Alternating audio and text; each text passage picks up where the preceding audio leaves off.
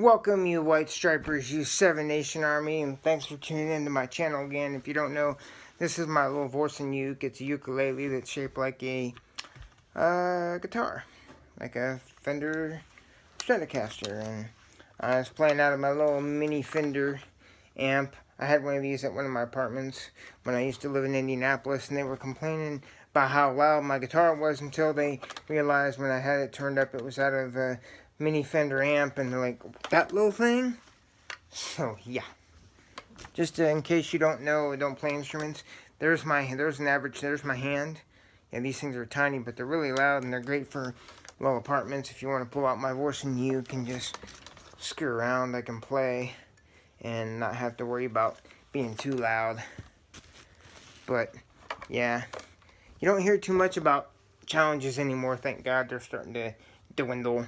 I mean, when I was a kid, we did the worst things we did were fireworks. We'd take like a bottle rocket and throw them, or you put a firecracker in the mailbox, and we got in trouble by it. Well, that's vandalizing, as it says. It's our mailbox. It's my parents' mailbox. They know I'm doing this. They probably won't like it, but hey, that was the closest thing we did growing up. I still remember, I think I was in 5th or 6th grade, one of the moms got mad because we were having a water balloon fight, and the girls put soap in the water balloons, so they were soapy. Well, that could get in your eyes, or this or that, or... And I'm like, now parents would probably do that to avoid a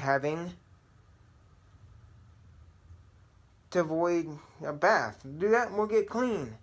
Yeah, where I live, a semi just went by. Not used to having that. I live near a hospital, so I'm used to having emergency helicopters coming over all the time, but not a semi. But something new every day, to think. Now parents would be like, here you go, put soap in the water balloons, and you can get a bath that way. Save water. When the girls got in big trouble, because we can, now kids eat the soap, and, I mean, we did some stupid stuff, but when we were 13 years old, we didn't think we could die.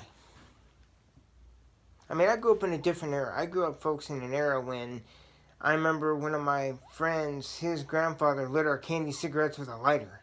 He was smoking a cigar, and another person who was smoking a cigarette. They have all these anti-smoking commercials now where they have like a baby locked in a car seat and the windows are all down, and she goes to light a cigarette, and before she does, she rolls up all the windows. Who in the hell does that? When I smoked, I rolled down all the windows. I don't care if it was winter, I rolled down the cigarettes when I smoked. When I smoked, I knew they were bad for me. I didn't think they had vitamin C and vitamin A and they were good for me. Well, I got to get my nutrients. I'm like, if I was a kid now, I'd be like, great, they got benzopyrene, cool. Let's light this stuff up. Those commercials make me want to get a carton of Lucky Strike non-filters and light up. Dang. How can inhaling smoke be good for you? Carbon monoxide.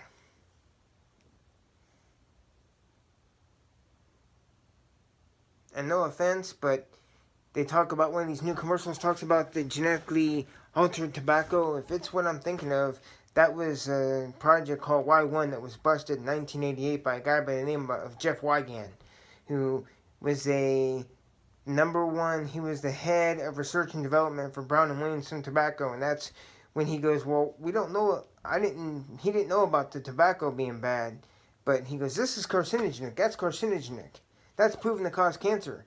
And when he was calling out stuff in the tobacco that was added that was proven to cause cancer, that's when he's like, he's not going to play ball. And that's when he basically, after a while, he joined the 1983 tobacco lawsuit settlement, and he brought in his knowledge about Y1 that was proving that when they process tobacco to make cigarettes, it loses nicotine, so they were they were genetically modifying the tobacco and genetically engineering it so it had a higher nicotine content, so that when they processed it, it had more nicotine, so it'd be more addictive and harder to quit.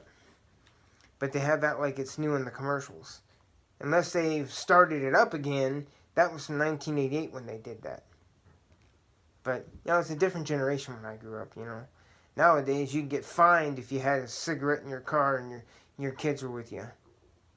Not condoning it, Not saying you should, but I'm just saying, my generation, we sat in the back seat of a station wagon with sleeping bags from here to Pennsylvania. We didn't have a car seat. We didn't have a seat belts. We survived. I mean, half the stuff I did as a kid, you couldn't get away with now. It's a different generation, folks. Totally different generation. That's why there was a guy by the name of Jordan Knight that did, I think that was his name, and he did the song, "It's the right kind of love, it's the right kind of girl, you're the right kind of love." Ooh, ooh. It's like a Backstreet Boys kind of thing, NSYNC kind of music. And this girl goes, "Oh, I'd love to be able to do something with a guy. A girl like this can show a guy like that a thing or two." And this person goes, "Well, first of all, you're going to have to get him away from penises because he's gay." Nothing against that, but it's just hilarious.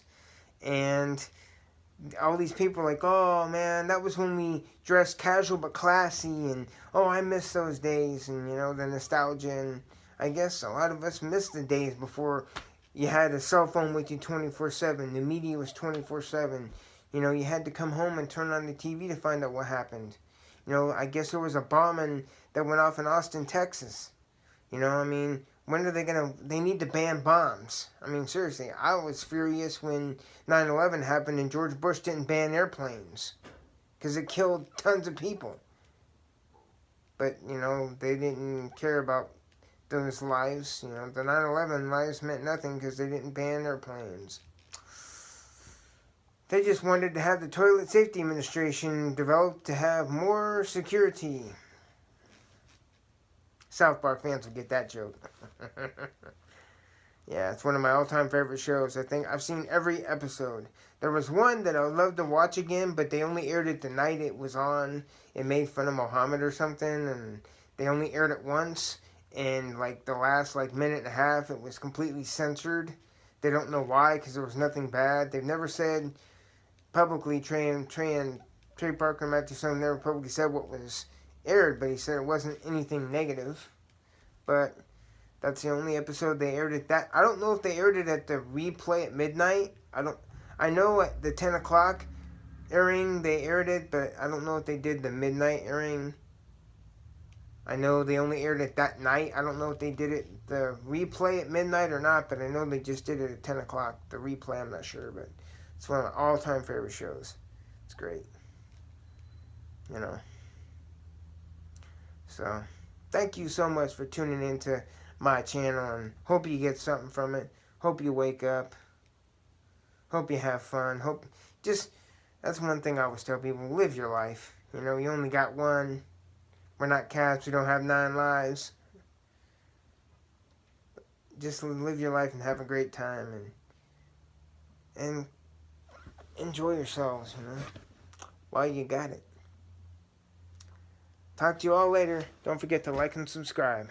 Bye-bye.